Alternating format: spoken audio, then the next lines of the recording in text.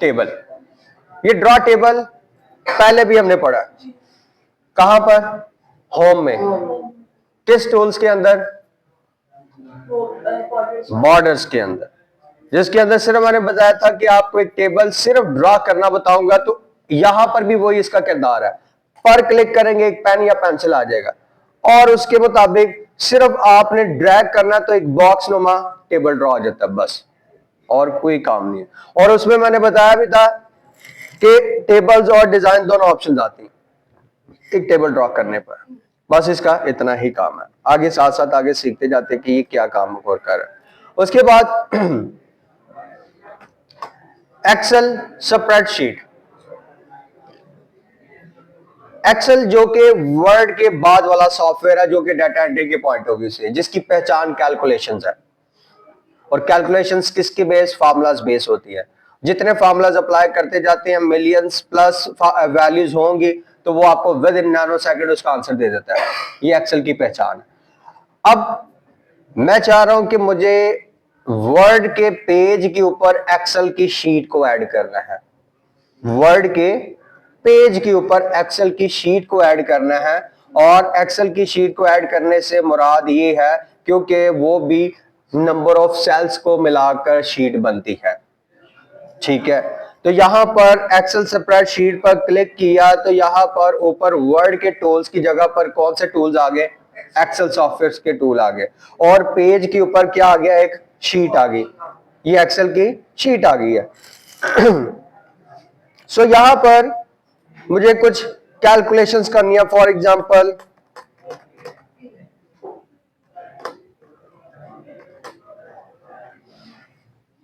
और यहां पर मैंने इसको बॉर्डर अप्लाई किया। अप्लाई करने के बाद मैंने एक फॉर्मूला अप्लाई कर दिया कि मैंने एक शॉर्ट की अप्लाई की, जितनी वैल्यूज थी उन सब वैल्यूज को उसने सिलेक्ट किया और सिलेक्ट करने के बाद एक फॉर्मूला अप्लाई कर दिया। ये कैसे हुआ ये बताऊंगा, ये सारी चीजें आपको सिखाऊंगा भी, लेकिन फिल वक्त समझाना चाह रहा हूं कि एक्सेल की शीट के ऊपर हमने वैल्यूज पर एक फॉर्मूला अप्लाई किया और अप्लाई करने के बाद मैंने उन वैल्यूज को सम कर दिया।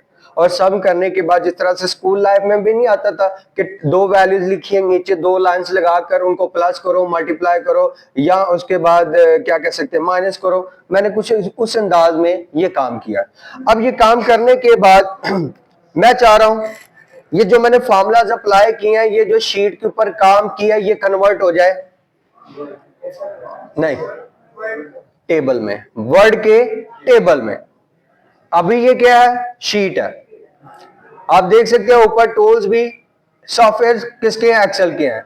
लेकिन एक दफा जब मैंने इसको कन्वर्ट कर लिया टेबल में, तो ये दोबारा एक्सेल की शीट में ओपन नहीं हो, फिर से दोबारा मुझे एक ड्रॉ करना पड़ेगा। सो उसका तरीकाकार क्या है कि अगर आपने ये काम कर लिया और अब आप इसको टेबल में कन्वर्ट करना चाह रहे हैं, तो कीबोर्ड का पहला बटन होता है ESC, याद रखना है ESC, जिसको हम स्केप भी बोलते हैं। पर क्लिक करूंगा तो ये शीट कन्वर्ट हो जाएगी टेबल पर। लेकिन जो मैंने फॉर्मूलाज अप्लाई किए थे, अब मैं उन फॉर्मूलाज को दोबारा नहीं अप्लाई कर सकता। क्यों? क्योंकि ये अब शीट नहीं रही, ये एक टेबल बन गया, ठीक है। सो यहां पर ये वो टेबल है, लेकिन जो जो फॉर्मूलाज अप्लाई किए थे उसने ये मेहरबानी किया कि उन्हीं फॉर्मूलाज को ही कन्वर्ट कर दिए यहां पर। ये थी एक्सेल की स्प्रेडशीट। ओके, क्लियर है यहां तक? सो यहां पर बैकस्पेस से मैंने इसको खत्म कर दिया। और उसके बाद लास्ट वन इसमें ऑप्शन आती है क्विक टेबल्स। जिस तरह से लास्ट लेक्चर में हमने पढ़े थे कवर पेज या पेज कवर, जिसमें तकरीबन कोई 8 से 10 पेज कवर आपको रेडीमेड मिल रहे थे, मतलब बने बनाए मिल रहे थे। सिर्फ आपने उनके अंदर क्या करना था? मॉडिफिकेशंस करनी थी, लाइक फॉर्मेटिंग करनी थी। बस इसी तरह से टेबल के नाम से मिलते जुलते या टेबल के रेलिवेंट हमें कुछ असाइनमेंट्स मिलेंगे कि हम टेबल से क्या क्या बना सकते हैं। सो यहां पर क्विक टेबल से मुराद ये है कि मुझे कुछ डेमो दिखाई दे रहे हैं, जैसा कि ये कैलेंडर का एक ये डेमो है, ये डेमो है, ठीक है। लेकिन अगर मैं कुछ टाइम टेबल की बात करूं कुछ इस तरह का, फॉर एग्जांपल इनमें से मैंने यहां पर ये वाला एक टेबल ड्रॉ कर दिया। अब मेरा अगला जो सवाल है वो आप लोगों से होगा, ठीक है। वो क्या होगा, जैसा कि आपसे होगा सवाल। जी आप मुझे बताओ, बोलेगा कोई नहीं, ये जो मैंने अभी टेबल ड्रॉ किया है, इस टेबल के अंदर टोटल कितने कॉलम्स हैं? किसी की आवाज नहीं आनी चाहिए। और हाँ जी, सिर्फ बाकी भी इसका जवाब तलाश करके अपने पास रखें।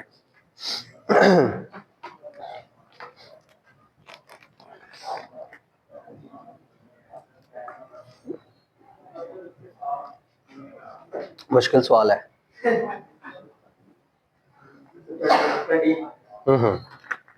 Very good. ब्लू, ये ब्लू शर्ट, यस आप पढ़ रहा हूं मैं चेहरे।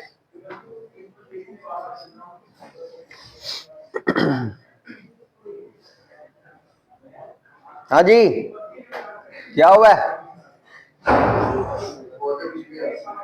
बेटा? ये खिड़की देखना, इसके आगे सेफ्टी ग्रिल लगी है कि वैसे ही सरेआम ही है, ताकि इधर से फेंकी जाओ मैं बाहर। देखो सेफ्टी ग्रिल लगी है, 6 कॉलम्स है। यस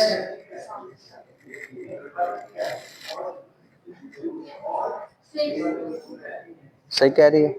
क्या क्या 6 कॉलम जे? अच्छा पुट्ठा ही जवाब देना है। मैं जो सवाल कर रहा हूं, ठीक है, हमारे जो ट्रेनर हैं, ठीक है, जो हमें काउंसलिंग की ट्रेनिंग देते हैं, वो कहते हैं कि जितना सवाल हो ना, बस उसके मुताबिक कोशिश किया करो जवाब देने की। जो आपकी बाकी बातें होती है ना, वो आपकी 100% वेस्ट चले जाती हैं।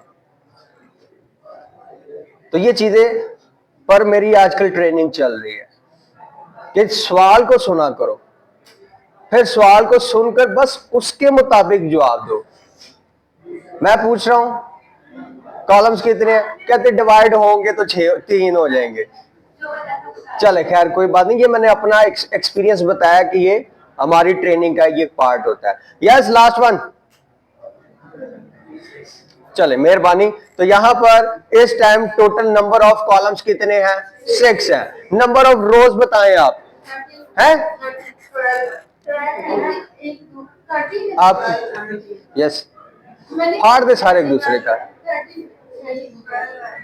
12 yes, 13 yes, yes 13, 14 very good, yes 13 yes, हाँ जी यस, ओके यस है 13। तो ये टोटल नंबर ऑफ रोज है 1 3 13 ना, तो ये 12 है ना के ये 14 है। बेटा कहां से 14 आ गई? मतलब आपकी गिनती 2 से स्टार्ट होती है, 2 3 4 5 6, जिंदगी में एक है ही नहीं। चले ओके यहां तक। तो बेसिकली यहां पर ये एक जो टेबल ड्रॉ किया गया है 7/13 का एक टेबल ड्रॉ किया गया, और सॉरी 6/13 का एक आपके पास टेबल ड्रॉ किया गया है, जो कि फर्स्ट वन, अगर हम रो को देखें तो फर्स्ट रो के अंदर कलर किया गया है और उस टेक्स्ट का कलर, तो ये चीज थोड़ी सी मिलती जुलती नहीं है, जो कि हमने वर्ड में होम के अंदर डिस्कस किया था कि जितना डार्क कलर होगा टेक्स्ट का कलर ऑटोमेटिकली चेंज हो जाएगा। जिसमें ब्लैक कलर होगा तो व्हाइट, डार्क रेड होगा तो व्हाइट, डार्क ब्लू होगा तो व्हाइट। वो टूल का नेम था शेडिंग, जिसमें मैंने शेडिंग और हाइलाइटर में डिफरेंस भी बताया था कि इन दोनों में क्या डिफरेंस है, बट वो था पेज के रेलिवेंट, ये है टेबल के रेलिवेंट। तो क्यों ना मैं यहां पर एक टेबल ड्रॉ करूं जिस टेबल की लिमिट हो 7 क्या होने चाहिए, रो कॉलम्स होने चाहिए, और 8 क्या होने चाहिए, रोज होने चाहिए। सो यहां पर मैंने 7/8 का एक टेबल ड्रॉ कर दिया, ठीक है। अब टेबल ड्रॉ करने के बाद अब फर्दर हम टूल्स की तरफ आते हैं। ड्रॉ करने के बाद यहां पर इस टाइम टेबल स्टाइल्स की अगर बात की जाए कि इस टाइम जो हमने टेबल ड्रॉ किया है वो सिंपल और सिंगल लाइन है, कोई कलर नहीं है ब्लैक के अलावा या कोई स्टाइल नहीं है। इसका मतलब ये है कि मुझे अगर इस टेबल को चेंज करना तो टेबल स्टाइल के ड्रॉप डाउन पर क्लिक करूंगा तो यहां पर डिफरेंट टेबल के स्टाइल्स मिल जाएंगे। सिर्फ कर्सर मूव करने का ऊपर ये आपको प्रीव्यू भी करवा रहे हैं कि जी कौन सा टेबल किस तरह से, लेकिन मैं चाह रहा हूं ये चीजें मैं अपनी मर्जी के मुताबिक मॉडिफाई करूं। तो इसका मतलब ये है कि फर्स्ट वन तो ये है कि मुझे अगर किसी सेल के अंदर जिस तरह से उस टेबल के अंदर देखा था कि फर्स्ट रो को हमने ब्लैक कलर करना है, तो इसका मतलब शेडिंग पर आने के बाद हमारे पास ये वो कलर्स आ जाएंगे जिस पर सिर्फ हम कर्सर मूव करके प्रीव्यू भी कर सकते हैं। लाजमी नहीं है जिस सेल पर भी क्लिक करेंगे बस उस सेल को ही आप क्या कर सकते हैं, कलर कर सकते हैं। क्लिक करूंगा तो अप्लाई हो जाएगा, लेकिन इसके बाद इसी के नीचे एक ऑप्शन आती है नो कलर से मुराद के कलर को रिमूव कर दे। मोर कलर्स की बात करें तो स्टैंडर्ड और कस्टम की ऑप्शन आ जाएगी, जो कि बार पीछे कई दफा हमने इन चीजों को डिस्कस कर लिया मोर कलर्स को। लेकिन उसी के बाद अगर मैं बात करूं कि इस टाइम ये बॉर्डर का जो स्टाइल है सिंगल लाइन है, मुझे इसका स्टाइल चेंज करना, तो यहां पर ऑप्शन आ रही है बॉर्डर स्टाइल्स पर सिंगल लाइन है, तो मैं इसको करना चाह रहा हूं बोल्ड। इसका मतलब एक ब्रश के साथ क्लिक किया और उसके ऊपर सिर्फ ड्रैग किया तो वो फर्क आपके सामने है। मैं चाह रहा हूं कि मुझे बोल्ड में नहीं बल्कि मुझे यहां पर डबल लाइन अप्लाई करनी है, तो डबल लाइन पर क्लिक करने के बाद मैंने इस ब्रश को इसके ऊपर ड्रैग किया तो वो डबल अंडरलाइन अप्लाई हो जाती है। लेकिन इसके अलावा अगर स्टाइल के साथ साथ मुझे लाइंस को भी लाइन स्टाइल की तरफ भी जाना, तो ये मेरे पास इससे ज्यादा स्टाइल्स आ रहे हैं। फॉर एग्जांपल मैंने कहा कि मुझे ये वाला स्टाइल क्लिक करना है और क्लिक करने के बाद उसके ऊपर अप्लाई किया ताकि ये फर्क दिखाई दे आपको। सो लाइन स्टाइल के बाद लाइन कलर के बाद मैं चाह रहा हूं कि जो लाइन कलर है उसकी विड्थ को बढ़ाना, तो यहां से मैंने 3 से 4 इसकी विड्थ कर दी, लेकिन स्टाइल वही रहेगा। Line style line colour line style line work के बाद मैं चाह रहा हूं कि मुझे अब क्या करना है, इसका कलर चेंज करना। सो यहां पर आने के बाद मैंने इसका कलर भी चेंज कर दिया। उम्मीद है कि बात समझ आ रही होगी कि वो सारे टूल्स को एक एक करके मैं, लेकिन यहां पर ये सारी चीजें अप्लाई करने के बाद आपके सामने एक टूल यहां पर सिलेक्ट हुआ है, बॉर्डर।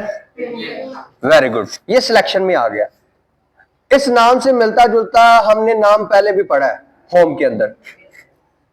कौन सा, क्या क्या इसने, पेंटर। बेटा बॉर्डर पेंटर से मिलता जुलता नाम नहीं।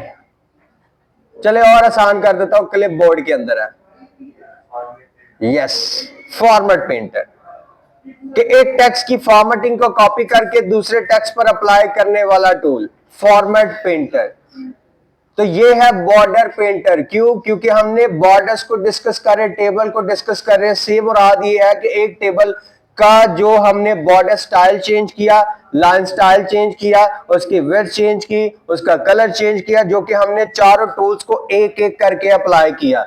और अगर यही चीजें एक साथ अप्लाई करनी पड़ती हैं तो फिर वो कहलाता है बॉर्डर पेंटर। लेकिन उसी के साथ वही आपको 100% वही टूल्स मिल रहे हैं जो कि हमने होम में पढ़े थे, कोई नई चीज नहीं है। लेकिन फर्क सिर्फ ये है कि वो टेक्स्ट था, ये टेबल है। तो यहां पर जो स्टाइल, जो लाइन, जो विड्थ, जो कलर सिलेक्ट किया है उसके मुताबिक अगर मैं इसको सिलेक्ट करने के बाद बॉर्डर पर आने के बाद सिर्फ और सिर्फ ऑल बॉर्डर करता हूं तो वो सबका सब अप्लाई हो जाएगा। क्यों? क्योंकि ये फॉर्मेट पेंटर सिलेक्शन में है कि जो जो स्टाइल, जो कलर, जो लाइन सिलेक्ट किया, जो वर्ड सिलेक्ट किया, वो बॉर्डर्स के थ्रू मैंने बॉर्डर अप्लाई कर दिया।